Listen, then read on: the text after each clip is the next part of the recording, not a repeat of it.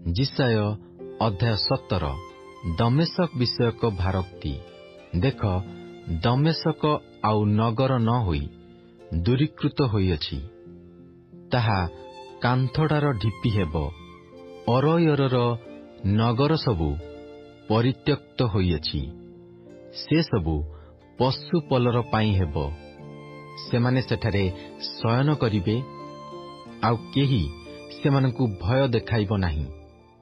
आहुरी इफ्राइमरु दुर्ग ओ दमेशकरु राज्य ओ अरामर अवशिष्टांश लुप्त हेब। सैन्याधिपति सदाप्रभु कहन्ति, से सबु इस्राएल सन्तानगणर गौरव तुल्य हेब। आउ से दिनरे जाकुबर गौरव पातळ कराजिब ओ ताहार मांसर स्थूलता क्षीण हेब। आउ जेपरि शस्य काटिबा लोक क्षेत्रस्थ शस्य संग्रह करिबा बेले ओ ताहार हस्त सीसा काटिबा बेले, कियबा जेपरि केही रफाइम तळभूमिरे पतित सीसा साउंटिबा बेले हुए, सेपरि हेब।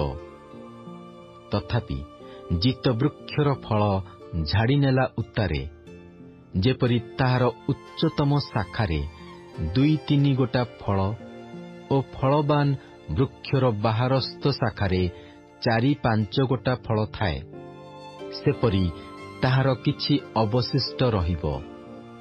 एहा सदाप्रभु इस्राएलर परमेश्वर कहन्ति, से दिनरे मनुष्य आपणा सृष्टिकर्तांक प्रति अनाइब ओ ताहार चक्षु इस्राएलर धर्मस्वरूपंक प्रति दृष्टि रखिब।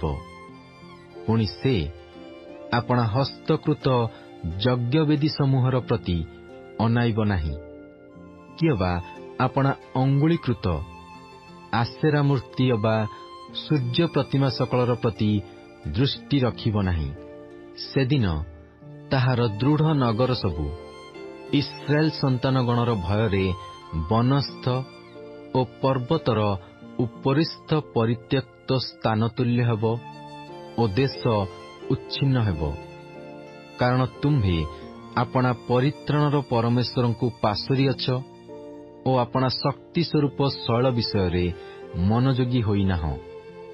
एहेतु तुम्हे सुंदर सुंदर चारा रोपण करुअछ ओ विदेशीय कलम संगे ताहा बसाउअछ। तुम्हे रोपण करिबा दिन तहिर चारिआडे बाड़ देउअछ ओ प्रातः कालरे तुम्हे आपणा बीजकु पुष्पित कराउअछ। मात्र दुख ओ प्रतिकारहीन शोक समयरे फल उड़ी जाए। अनेक गोष्ठीर कोलाहल, सेमाने समुद्रर कल्लोळर तुल्य कल्लोळ ध्वनि करुअछन्ति। नाना देशीगण माड़ी आसुअछन्ति, सेमाने प्रबल बढ़ी परी माड़ी आसुअछन्ति। नाना देशीगण महाजलराशि माड़ी आसिबा परी माड़ी आसुअछन्ति।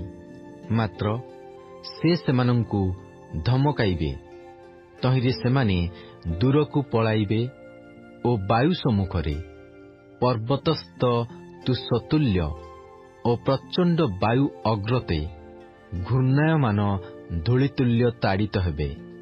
देख, संध्या काले त्रास ओ प्रभातर पूर्वे सेमाने नाहांती।